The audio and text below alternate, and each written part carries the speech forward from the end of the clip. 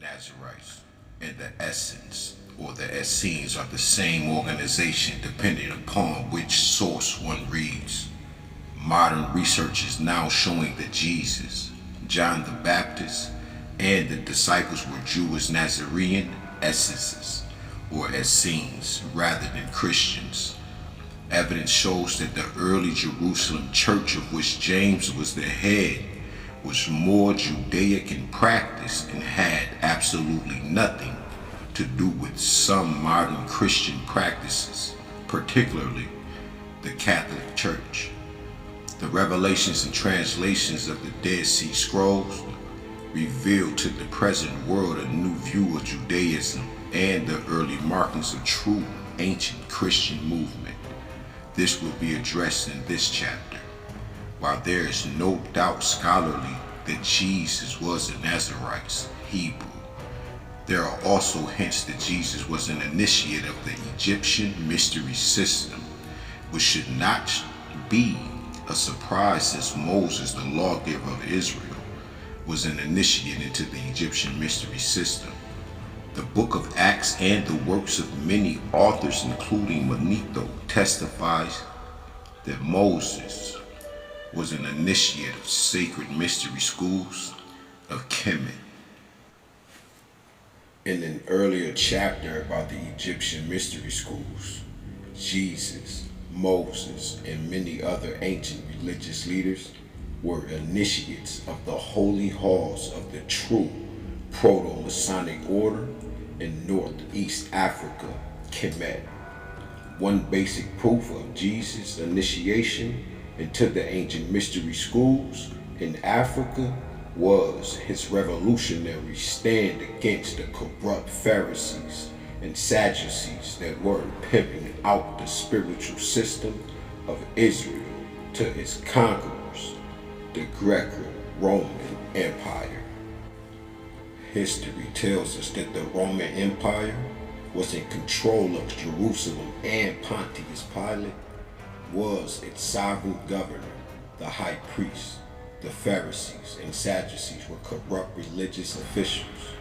To this day, many European Jews do not talk about Jesus, and many have negative things to say about him. However, a history of Judaism is incomplete without dealing with Jesus and the movements that started the revolution. The history of Jesus is inescapably intermixed with the history of the Israelite people.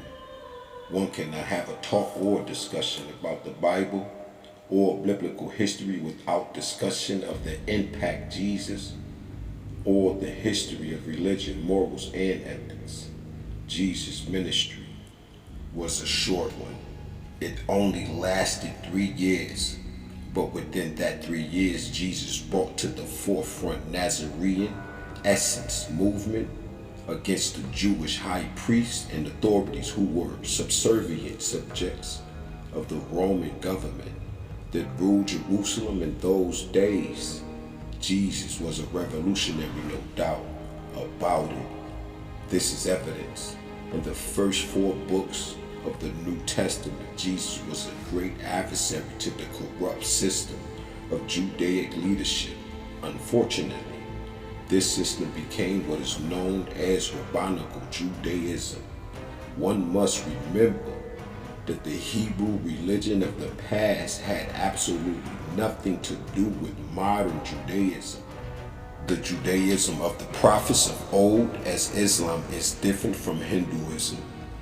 Jesus, all those that preceded him, desired to reestablish the teachings of Moses and thus renew the covenant of Yahweh, God Almighty, which he made with the Hebrew patriarch Abraham.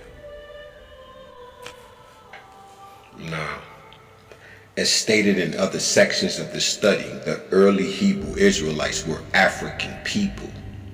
Evidence of this is contained in several parts of the Bible, not to mention ancient carvings of the Hebrew Israelites during the captivity in Babylon.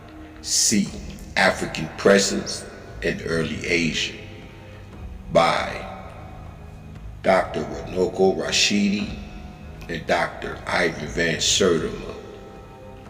Zephaniah chapter 3 verse 10 in the New King James Version states, "From beyond the rivers of Ethiopia, my worshippers, the daughters of my dispersed ones, shall bring my offering." In order to be in Ethiopia, one has to be in Africa. The verse says, beyond the rivers of Ethiopia. What are the rivers of Ethiopia? The rivers of Ethiopia are the Nile, white and blue rivers. The blue Nile ruins run through Ethiopia to Khartoum. In order to be beyond the rivers of Ethiopia, one has to be on the other side of it or south of it. In order to be on the other side of the river means that the children of Israel were moving westward to West Africa. In order to be to the south of it, one has to move into southern Africa and southeastern Africa. There are many records that are unknown and obscure. The tales of Israelite communities of the Falasha in Ethiopia and the Limba in Zimbabwe.